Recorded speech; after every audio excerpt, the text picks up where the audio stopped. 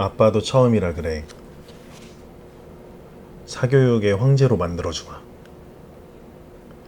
저희는 서초구 반포동에 살고 있습니다. 교육열이 높은 곳입니다. 평일 9시에도 학원 끝나고 집에 가는 아이들을 태운 노란색 버스들이 줄줄이 서 있습니다. 주말은 아침 9시부터 아빠들이 아이들 학원 보내느라 집 앞 학원가가 차들로 빽빽합니다.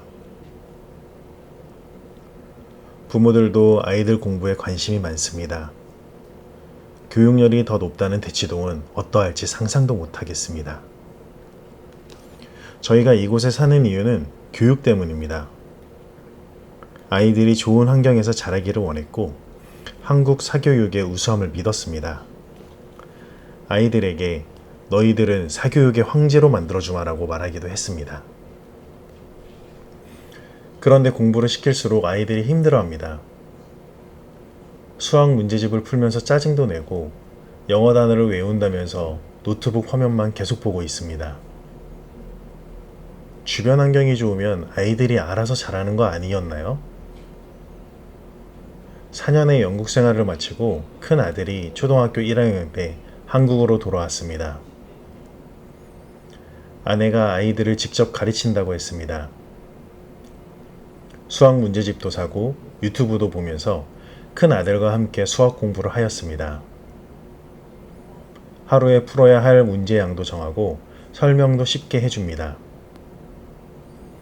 대학교 때 수학 과외를 했다고 자랑하더니 정말이군요. 좋은 엄마입니다. 영국 학교까지 다니다 온 큰 아들입니다. 한국에 왔다고 영어를 잊어버리면 아쉽습니다. 집 근처에 영국 문화원이 있습니다. 영국식 커리큘럼으로 가르치기에 영어 잊지 말라고 큰아들을 보냈습니다. 영국 문화원은 아이들이 발표도 많이 하고 숙제도 별로 없습니다. 올바른 영어 교육이라 생각했습니다. 2년 정도 다니고 나니 한국식으로 가르친다는 영어학원의 장점에 귀가 솔깃해집니다. 하루에 영어 단어를 30개씩 외우고 미국 초등학교 아이들의 영어책을 읽고 일주일에 3번씩 학원을 간답니다. 제 마음속에 있던 사교육의 황제라는 단어가 다시 생각나기 시작합니다. 아내도 이제는 한국식으로 공부할 때라 생각하여 학원을 옮겼습니다. 레벨 테스트를 봤는데 큰아들이 중간입니다. 영국에서 살다 왔고 학원도 꾸준히 다녔는데 이 정도라기에 놀랐습니다. 역시 강남은 다르군요. 영어가 늦었다는 생각이 드니 수학학원도 찾기 시작했습니다. 대치동에서 유명한 수학학원들이 집 근처에도 문을 열기 시작하였습니다. 저희는 여러 선택지가 생기니 좋았죠. 아내는 3년 동안 수학을 가르쳤기에 큰아들에게 맞는 학원을 찾습니다. 선행도 너무 하지 않고 현행도 잘 가르치는 학원을요. 다른 학원들도 가야 하기에 수학학원만 보낼 수는 없습니다. 일주일에 2번 7시부터 9시까지 간답니다. 첫째는 집에서 엄마와 둘이서만 수학을 하다 학원에 가니 재밌답니다. 선생님도 잘 가르치고 친구들도 사귀고요. 집 주변 반디앤루니스 서점에 가족과 종종 갔습니다. 초등학교 공부의 필요성을 알려주는 책들이 자꾸 눈에 갑니다. 어렸을 때 공부가 이렇게 중요했군요. 미리 공부 습관을 잘 잡아 놓아야 고등학교 때도 잘한다고 합니다. 아내도 동네에 익숙해지니 여러 정보를 듣기 시작합니다. 수학은 초등학교 6학년 전에 정석을 들어가야 한다. 영어는 초등학교 마칠 때까지 수능 문제를 다 풀 수 있어야 한다.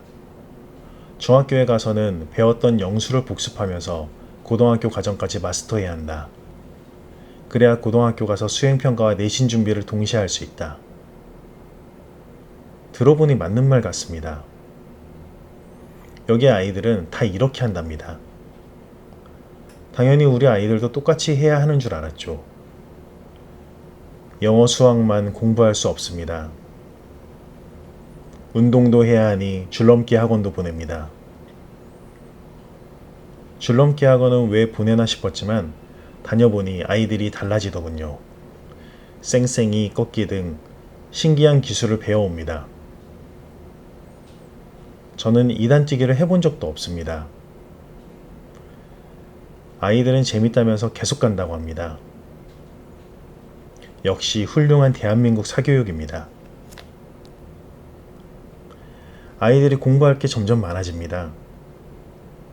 엄마가 큰아들 시간표를 꼼꼼하게 짜주었습니다.